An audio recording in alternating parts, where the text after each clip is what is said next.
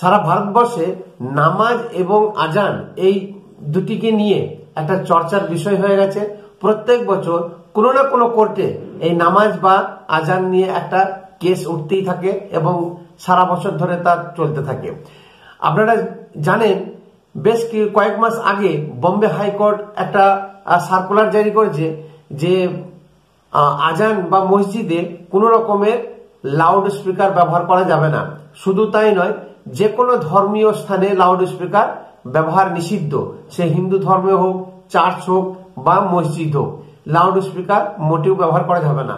তার কারণ হচ্ছে এই যে আজান, যেখানে দেখবেন মুসলিম আধিক্য বেশি সেখানে মসজিদ বেশি, আর যত মসজিদ তত লাউড স্পিকার আছে।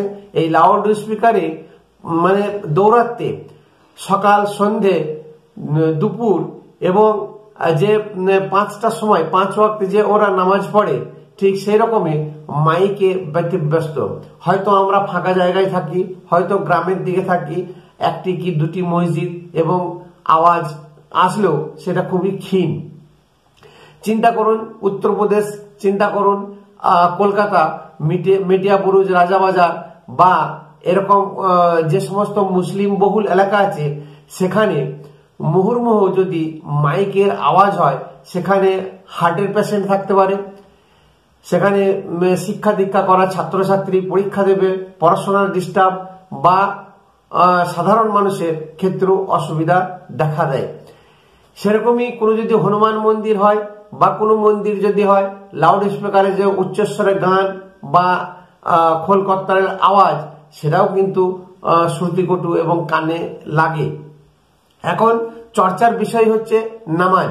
বোম্বে হাইকোর্ট কিছুদিন আগে সার্কুলার জারি করেছে যে ধর্মীয় স্থানে লাউড স্পিকার ব্যবহার করা যাবে না, বিশেষ করে মসজিদে। এই নামাজ বা আজান, এটা নিয়ে দীর্ঘদিন একটা চর্চিত বিষয়, লোকসভা, রাজ্যসভা, বিধানসভা সমস্ত জায়গাতে। আজ কিন্তু এই একটা ঐতিহাসিক ফয়সলার দিকে গেছে একটা রাজ্য। নামাজ পড়া বা আজান দেওয়া, এটা কিন্তু এই যে লাউড স্পিকার লাগানো, এটা সাময়িক বা বর্তমান যুগে শুরু হয়েছে। এর আগে কোনোদিন কিন্তু মসজিদে লাউড স্পিকার লাগায়নি। আমরা ছোটতে দেখেছি বহু মসজিদে লাউড স্পিকার ছিল না। যখন মৌলবী আজান পড়তেন তখন কোনো একটা উঁচু জায়গায় বসে আজান দিতেন। কথাটা মানে হচ্ছে যে প্রত্যেকে আওয়াজ দেওয়া, প্রত্যেককে আওয়াজ দিয়ে ডেকে নিয়ে আসা মসজিদে ঈশ্বরের উপাসনা করা, আল্লাহর উপাসনা করার জন্য এই আজানটি দেওয়া হয়। কিন্তু বর্তমান যুগে এখন ইলেকট্রনিক্স যুগ হয়ে গেছে। এমন কোনো বাড়ি নেই যে সেখানে মোবাইল নেই বা ইলেকট্রনিক্স কোনো গ্যাজেট নেই। সেই সময় ধরে সে নামাজ পড়তে পারে নিজের বাড়িতে বা নিজের যে কোনো চৌহদ্দিতে। এই নামাজ দেখুন, ঈদের নামাজ থেকে শুরু করে যে কোনো নামাজ আজকে রাস্তাতে পড়ছে, আজকে স্কুলে নামাজ পড়ছে, আজকে কলেজে নামাজে পড়ছে, শিক্ষা প্রতিষ্ঠানে পড়ছে, ইউনিভার্সিটিতে পড়ছে, ইভেন কি বিধানসভা, লোকসভা থেকেও নামাজ পড়ে। এখন একটা বিধানসভা ঐতিহাসিক ফয়সলা নিয়েছে সেখানকার মুখ্যমন্ত্রী যে বিধানসভাতে নামাজ পড়া যাবে না। দেখুন, এই নামাজ পড়া বা এরকম ধর্মীয় অনুষ্ঠান, এই ধর্মের ভিত্তিতে কিন্তু দেশ ভাগ হয়েছিল। যারা কট্টর মুসলমান ছিল তারা পাকিস্তান ভাগ করে নিয়েছে, বাংলাদেশ ভাগ করে নিয়েছে। কিন্তু যে সমস্ত মুসলিমরা এখানে থেকে গেছে তাদেরকেও কিন্তু বলেছিল চলে যেতে, তারা কিন্তু যায়নি। তার কারণ হচ্ছে তারা হিন্দুদের সঙ্গে ওঠা বসা, একই সংস্কৃতির, একই মিলন মেলায় তারা অভ্যস্ত হয়ে পড়েছিল। তারা হিন্দুস্তান ছাড়তে চায়নি, পাকিস্তানে বা বাংলাদেশে যেতে চায়নি। তাদের কালচার কিন্তু আমাদের মতনই হয়েছিল। আজকে এই নামাজ কালচার বা এই আজান কালচার সেরকম ছিল না। তারাও কিন্তু ধর্মীয় সমস্ত প্রথা মানত বা নামাজ পড়তো সবকিছুই, কিন্তু উগ্রভাবে কোনো কিছুই করতো না। আজকে সেই 1946 সালে যখন দেশ ভাগ হয়েছিল, 1947 সালে, সেই দেশ ভাগের সময় যা পরিস্থিতি ছিল, আজকে 2025-এ বা 2024 থেকে যে সেই একই পরিস্থিতি শুরু হয়ে গেছে। তাহলে বুঝতেই পারছেন যে আমরা হিন্দু হয়েও যে তাদেরকে এখনো পর্যন্ত ভাইয়ের দরজায় বা ভাইয়ের মতন করে রেখেছিলাম বা রেখেছি, যে তাদের সহানুভূতি করে আজকে তারা সেই সুযোগের সদ্ব্যবহার করছে। আজকে এমন কোনো জায়গা নেই যে সেখানে মসজিদ বানাচ্ছে না। মসজিদ বানালে লাউড স্পিকার এবং নামাজের দৌরাত্ম্য এবং তাদের ধর্মীয় নানান রকমের কার্যকলাপ বা প্রোগ্রাম লেগেই আছে এবং যত হিন্দু বিদ্বেষী তাদের মনে কাজ করে। 1937 সালে ব্রিটিশ সরকার মুসলিমদের কানে বিষ ঢেলে দিয়েছিল যে তোমরা মুসলমান, তোমাদের একটা আলাদা আইন আছে, তোমরা কোরআন, তোমাদের শ্রেষ্ঠ ধর্মগ্রন্থ, এই কোরআনের যে আইন আছে সেই আইন মোতাবেক তোমরা চলো, হিন্দুদের কথা তোমরা কেন শুনবে, এটা হিন্দুদের দেশ, তোমাদের দেশ না। এইভাবে কানে বিষ ঢেলে আজকে পাকিস্তান এবং বাংলাদেশ সৃষ্টি করে দিয়ে গেছিল ইংরেজ, এবং সেই তাদের প্রলোভনে এই দেশের মুসলমানরা পা দিয়ে তারা কিন্তু দেশ ভাগ করেছিল। তাহলে সবই যদি ধর্মের ভিত্তিতে হয়ে থাকে, তাহলে আজকে সেই 1946 সালের মতন সেই দিন কেন দেখতে হবে? এরকমই একটা বিধানসভা আমাদের দেশের প্রথম, সেটা হচ্ছে আসাম বিধানসভা। ওখানকার মুখ্যমন্ত্রী হেমন্ত বিশ্ব শর্মা এক ঐতিহাসিক রায় দিয়েছেন এবং ঐতিহাসিক পদক্ষেপ নিয়েছেন, বিধানসভায় নামাজ পড়া যাবে না। আসামে 1937 যেটা শোনা যাচ্ছে, আসামে 1937 থেকে নাকি বিধানসভায় নামাজ পড়ে আসছে। প্রত্যেক শুক্রবারে তারা 2 ঘন্টা ব্রেক নিয়ে নামাজ পড়তো এবং সমস্ত তাদের প্রোগ্রাম, ইসলামিক যা যা কাজ আছে সবই তারা সেই কাজ করতো ওই শুক্রবারে। তাহলে 2 ঘন্টা সেই 2 ঘন্টা বিধানসভার সমস্ত কাজ বন্ধ থাকতো এবং 2 ঘন্টা বাদেও আরো 1 ঘন্টা লাঞ্চ এবং সব মিলিয়ে 3 ঘন্টা বিধানসভার কাজ হতো না।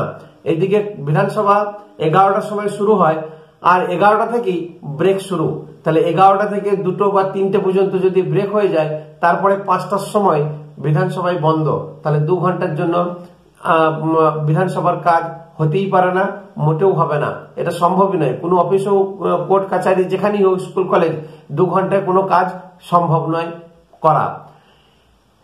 হেমন্ত বিশ্ব শর্মা কমিটি গঠন করে যে বিচার বিবেচনা করেছেন যে এই যে শুক্রবার দিন ওরা নামাজ পড়ে বিধানসভার কাজকে অচল করে দিচ্ছে, এটা কতখানি যুক্তিযুক্ত বা কতখানি যুক্তিপূর্ণ।